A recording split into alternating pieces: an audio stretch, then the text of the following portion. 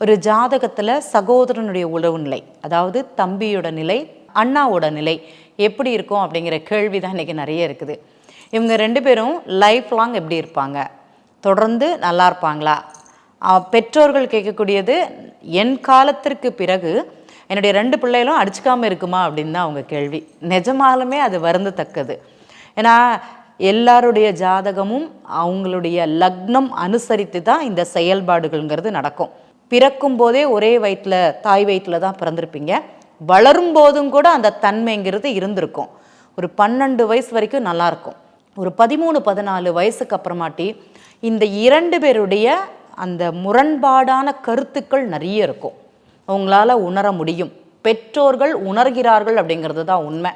2 ஒத்துக்காது, 2 சண்டை போட்டுக்கும், தேவையில்லாமல் சண்டை போட்டுக்கும். சீப்புக்கு, சோப்புக்கு, தட்டுக்கு, சாப்பாட்டுக்கு அப்படிங்கிற மாதிரி சொல்லுவாங்க. ஆச்சரியமாக இருக்கும். ஏங்க, நீங்கள் அக்ஷய லக்னம்ங்கிறது ஒன்று வளருது, அந்த வளர்ச்சியில் நிறைய மாற்றங்கள் இருக்குது.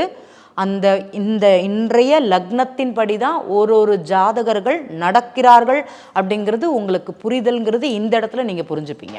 ஒரு அக்கா ஒரு தங்கச்சி இருந்தாங்கன்னா, தங்கச்சியோட ஜாதகம் நல்லா இருக்குது, அக்காவோட ஜாதகம் நல்லா இல்லை, 2 பேருடைய ஜாதகத்தில் 3ஆம் பாவகமோ 11ஆம் பாவகமோ நல்லா இல்லைன்னா அன்னைக்கு தான் அவங்களுக்கு கருத்து வேறுபாடுங்கிறது வரும். 2 பேருக்குள்ள அன்னைக்கு தான் அந்த பிரச்சனைகள் அப்படிங்கிறது ஆரம்பிக்கும். அதை தொடர்ந்து இருக்குமானா சில காலங்கள் இருக்கத்தான் செய்யும். சரி, நல்லா தாங்க இருக்கிறாங்க, ட்வின்ஸு குழந்தைகள், இவங்க 2 பேரும் ஒன்று போல தானே இருக்கிறாங்க, தாட்ஸ் ஒன்று போல் இருக்குது, ட்ரெஸ்ஸு ஒன்று போல் போட்டுக்கிறாங்க. ஏன் இன்றைக்கும் நானும் என் தங்கையும் ஒன்று போல தான் ட்ரெஸ்ஸு போட்டுக்கிறோம்.